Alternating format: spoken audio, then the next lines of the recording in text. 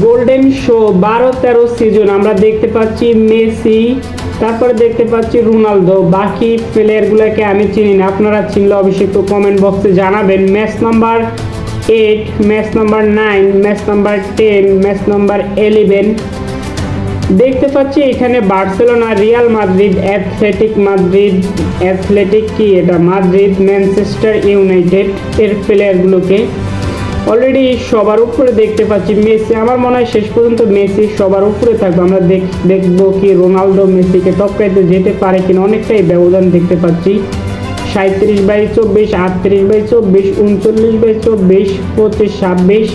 Match number already আমরা 30, 31, 32, 33, 34, 35 সবার উপরে মেসি মেসি মেসি শেষ পর্যন্ত মেসি থাকবে, শেষ পর্যন্ত মেসি থাকবে।